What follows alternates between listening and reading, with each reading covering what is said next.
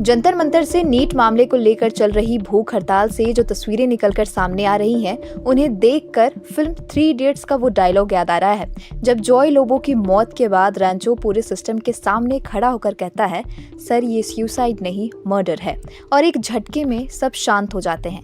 आज जब जंतर मंतर पर लगातार भूख हड़ताल के कारण सोनम वांगचुक का वजन तेजी से गिर रहा है, उनकी तबीयत खराब हो रही है, कई जगहों पर छात्रों की स्थिति भी ऐसी ही बनी हुई है, पर सिस्टम पूरी तरह से चुप है।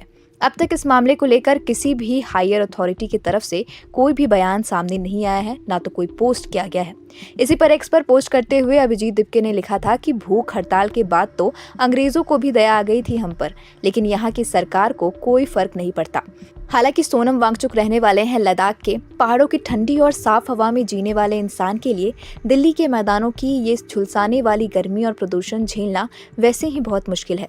ऊपर से वो बिना कुछ खाए पिए लगातार अनशन पर हैं, जिस वजह से उनका वजन भी लगातार गिर रहा है और करीब 9 किलो कम हो गया है, और अब तो उन्हें चलने फिरने के लिए भी किसी और का सहारा लेना पड़ रहा है।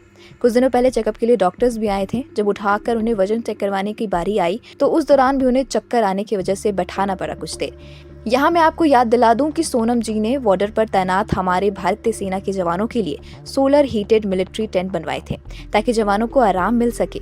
तब खुद भारत सरकार ने उनकी जमकर तारीफ की थी, लेकिन अफसोस आज उसी देशभक्त को अपनी मांगों के लिए इस हाल में बैठना पड़ रहा है। अब यहाँ एक मामला और याद आ रहा है, जब कुछ समय पहले वे पाकिस्तान के इस्लामाबाद में यूनाइटेड नेशन के एक पर्यावरण सम्मेलन में शामिल होने के लिए गए थे। तब उन्हें सोशल मीडिया पर एंटी नेशनल तक कह दिया गया था। हालांकि सिक्के का दूसरा पहलू ये भी है कि उसी पाकिस्तान की धरती पर अंतर्राष्ट्रीय मंच से उन्होंने पर्यावरण के लिए प्रधानमंत्री मोदी के कामों की खुलकर तारीफ भी की थी। आज जंतर मंतर पर जो हो रहा है, जैसी स्थिति बनी हुई है, उसके लिए आखिर कौन जिम्मेदार है और आखिर कब धर्मेंद्र प्रधान के रिजाइन की मांग पूरी होगी?